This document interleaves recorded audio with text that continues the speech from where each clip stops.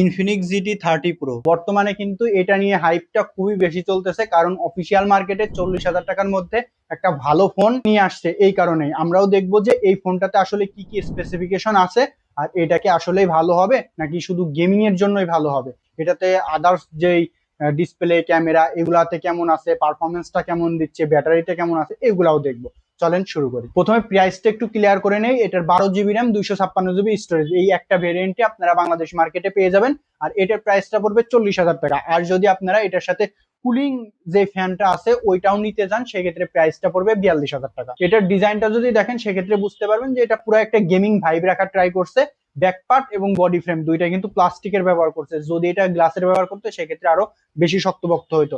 আর এটার ব্যাক পার্টে কিন্তু আপনারা লাইট দেখতে পারবেন, যে নিয়ন লাইট আছে 3-4টা, যেটাও দেখতে খুবই সুন্দর লাগতেছে। আর এটাতে কিন্তু এক্সট্রা বাটনও আপনারা পেয়ে যাবেন, যেগুলা দিয়ে আপনারা গেমিং মুড অনেক কিছুই করতে পারবেন। যেমন এটা রাইট সাইডে যে বাটন গুলো আছে এগুলা দিয়ে আপনারা গেম প্লে করতে পারবেন, আরো অনেক কিছুই আছে। আর এটার পোর্টস এবং বাটনের দিক থেকে কিন্তু 3.5 mm জ্যাকটা নাই, এখানে নয়েজ ক্যান্সেলেশন মাইকটা আছে, স্টোরি স্পিকার রয়েছে। তবে স্টোরি স্পিকারটাকে ভালো বলার কোনো সুযোগ নাই, মোটামুটি বলতে হবে। এটাতে আপনারা দুইটা ন্যানো সিম ব্যবহার করতে পারবেন। এটার আইপি রেটিং 64 এর সাপোর্ট পাবেন। যদি এখানে আইপি রেটিং 67 দিত সেক্ষেত্রে ভালো হইতো, 8 দিলে তো আরো বেশি ভালো হইতো। তবে কস্ট কাটিং এখানেও করা হয়েছে, আর একটা পয়েন্টে করা হয়েছে, সেটাতেও আমরা যাব। দেখি এটার হাইলাইট পয়েন্ট সব থেকে বেশি হাইপে আছে যে এটার প্রসেসর এবং গেমিং পারফরমেন্স। প্রসেসরে এখানে ব্যবহার করছে মিডিয়াটেকের ডায়মন্ডসিটি 8350।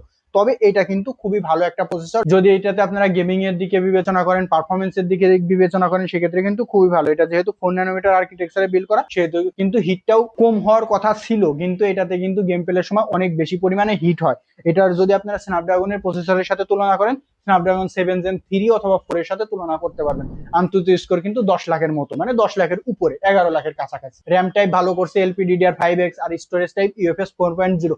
এটাও কিন্তু খুবই ভালো, কারণ 40,000 টাকার প্রাইসে বেশিরভাগই দেখা যায় UFS 3.1 দেয়। সো সেই ক্ষেত্রে এটাকে ভালো বলতে হবে। গেমিং পারফরমেন্স এটাতে কেমন করলো, পাবজিতে আপনারা 120 FPS পর্যন্ত সাপোর্ট পাবেন।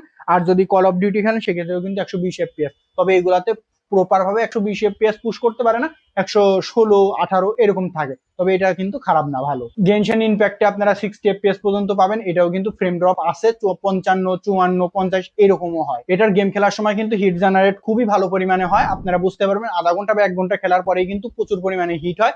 তবে আপনারা ট্রাই করবেন এটার কুলিং ফ্যানটা নেওয়ার, অথবা আলাদাভাবে একটা কুলিং ফ্যান কিনে নেওয়া। সেক্ষেত্রে কিন্তু 3-4 ডিগ্রি পর্যন্ত হিটটা কমে আসবে। সো সেই ক্ষেত্রে ভালো হবে। তবে আমার মতে যে হিটটা কনসিডার করা উচিত ছিল, যে হ্যাঁ হিট কুলিং সিস্টেম ভালো দিয়েছে কিন্তু হিটটা তারা কমাইতে পারে নাই, এটা একটা ব্যাড সাইড, এটা খারাপের দিকে থাকবে।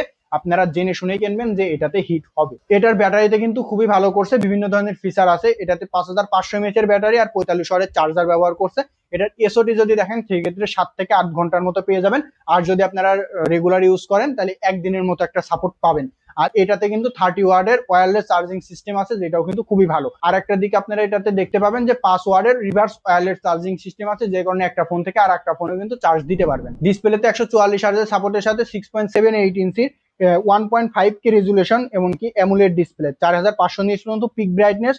তবে এখানে আপনারা এইচবিএম মোডে পাবেন 1600 নিটস পর্যন্ত, যেটা আউটডোরে কোনো প্রকার সমস্যা হবে না, ডিরেক্ট সানলাইটেও কোনো প্রকার সমস্যা হবে না। ফ্রন্টে কর্নিং গরিলা গ্লাস 7i এর সাপোর্ট আছে, যেটাও কিন্তু খুবই ভালো। তবে আপনারা ট্রাই করবেন আলাদা একটা প্রোটেক্টর ব্যবহার করার জন্য।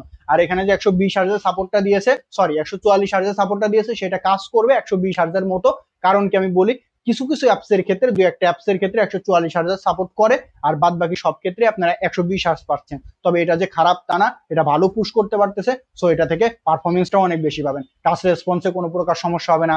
8টা 9টা 10টা অ্যাপস নিয়ে কাজ করতে পারবেন, তাতেও কোনো প্রকার ল্যাগ বা ফ্রেম ড্রপ হবে না। এখন ফ্রেম ড্রপের কথায় আসলে তো ইউআইতে যাইতে হবে। তবে ইউআইতে আপনারা 20,000 15,000 টাকার ফোনগুলোতে যেরকম ইউআই সাপোর্ট দেখেন, এটাতে কিন্তু তার থেকে একটু ভালো পাবেন। ইনফিনিক্সের ইউআই কিন্তু এটাতে মোটামুটি ভালো করছে। ডিসপ্লের কালার কোয়ালিটিও কিন্তু খুবই ভালো। ভিডিও, মুভি, কন্টেন্ট এগুলো দেখেও কিন্তু আপনারা বুঝতে পারবেন যে হ্যাঁ কালারটা একদম শার্প, ক্লিয়ার, ডিটেলসেও বোঝা যায়। সো ডিসপ্লে নিয়ে কোনো প্রকার সমস্যা আপনাদের হবে না। আর এটার কস্ট কাটিং এর আরেকটা বড় পয়েন্ট হলো ক্যামেরা, যেটা দিয়ে আমার ভিডিওটা শেষ হবে। আমি ক্যামেরাটা একটু বলি। 108 মেগাপিক্সেলের মেইন ক্যামেরা আর 8 মেগাপিক্সেলের আল্ট্রা ওয়াইড ক্যামেরা ব্যবহার করছে।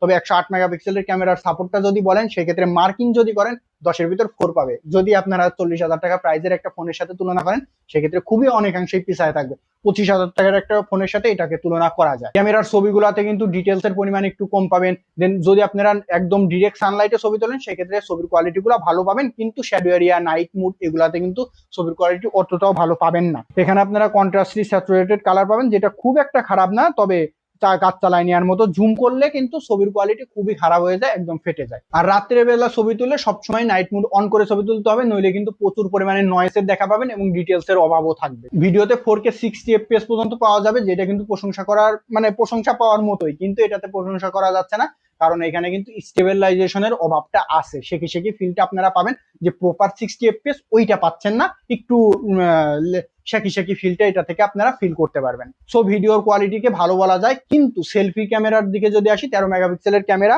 আর এটাতে 4K 30 FPS পর্যন্ত ভিডিও করতে পারবেন, যেটা কাজ চালায় নেওয়ার মতো না। 40,000 টাকার প্রাইজের একটা ফোন থেকে ক্যামেরাতে দুর্বলতা আশা করা যায় না, কিন্তু এটা দেওয়ার একটাই মেন রিজন, গেমিং পারফরমেন্সটা এটাতে ভালো পাবেন, কিন্তু হিটটা আছে।